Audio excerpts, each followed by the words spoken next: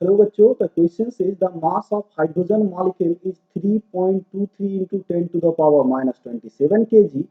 If 10 to the power 23 hydrogen molecules strikes 2 centimeter square of the wall per second at an angle of 45 degree with the normal when moving with the speed of 10 to the power 5 centimeter per second.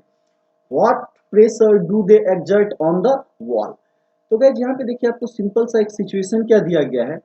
Suppose that एक कोई क्या है wall है, right. Suppose that this is the wall और यहाँ पे ये क्या हो जाएगा नॉर्मल, और इससे कोई मॉलिक्यूल क्या कर रहा है 45 डिग्री पे क्या कर रहा है टकरा रहा है। तो मान लीजिए ये डायरेक्शन किसका है, वेलोसिटी का मॉलिक्यूल का, और ये एंगल आपको कितना दे रखा है 45 डिग्री। देखिए टकराने के बाद मॉलिक्यूल का क्या होगा, रिफ्लेक्शन होगा, वो भी कितने एंगल पे जाएगा 45 डिग्री पे। तो फाइनल वेलोसिटी क्या होगा इस डायरेक्शन में। तो अगर एक्स डायरेक्शन में अगर हम चेंज इन मोमेंटम निकालें, राइट, हम क्या निकालेंगे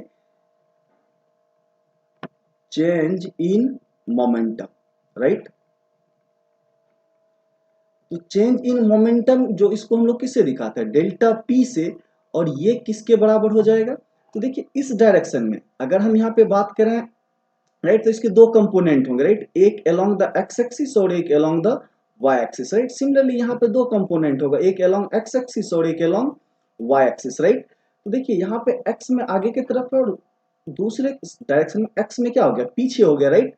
तो ये किस टाइम ये वैल्यू को अगर हम निकाल लें तो ये क्या हो जाएगा एम यू कॉस 45 डिग्री, क्या हो जाएगा एम यू कॉस 45 डिग्री, और इसका भी क्या हो जाएगा माइनस में minus m u cos 45 degree, right. तो डेल्टा पी निकालोगे तो ये कितना हो जाएगा 2mu कॉस 45 डिग्री। ये तो क्लियर है, राइट। डेल्टा पी हमने कैलकुलेट कर लिया, ये कितना हो जाएगा 2mu कॉस 45 डिग्री पर मॉलिक्यूल। तो अगर आपसे पूछा जाए कि total change in momentum, right, आपसे क्या पूछा जाए टोटल चेंज इन मोमेंटम। देखिए टोटल अगर आपको निकालना हो delta P T, right, change in momentum अगर हम टोटल निकालें तो आपको एक मॉलिक्यूल के लिए पता है 2mu cos 45 डिग्री, और कितने मॉलिक्यूल्स टकरा रहे हैं तो 10 टू द पावर 23। तो चलिए उसको हम लोग स्मॉल n से दिखा देते हैं।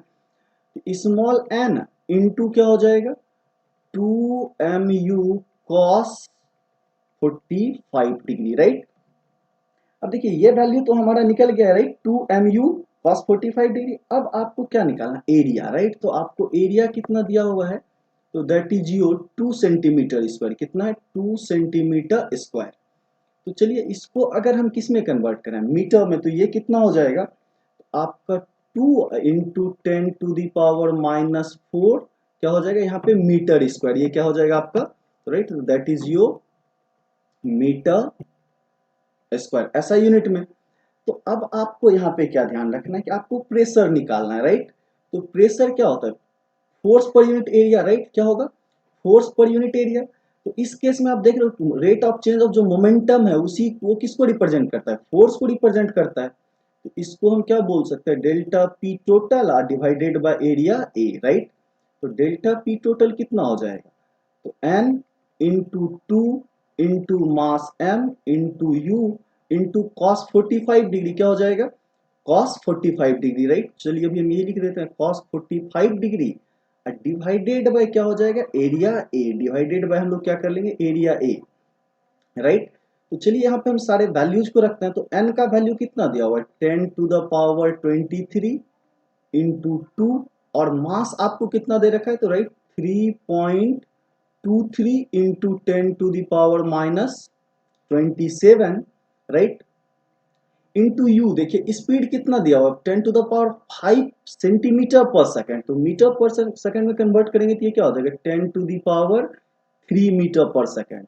और cos 45 का वैल्यू कितना हो जाएगा 1/√2, राइट। और इसको डिवाइड किससे कर लेंगे तो हम लोग एरिया से। तो एरिया आपको कितना दिया हुआ है तो that is your 2 into 10 to the power minus 4। तो इस वैल्यू को अगर हम यहाँ पे सॉल्व करते हैं तो this value comes as 2.35 into 10 to the power 3 कितना हो जाएगा 2.35 इंटू 10 टू द पावर ये कितना आ जाएगा 3, और यूनिट क्या आ जाएगा, न्यूटन पर मीटर स्क्वायर, जिसको आप क्या बोलते हो, पास्कल बोलते हो, राइट। तो क्लियरली है कि आपका जो प्रेशर होगा P, ये कितना आ जाएगा, that is your 2.35 into 10⁻³ pascal, and this is your final answer. I hope you all guys understand it well. Thank you. Stay tuned.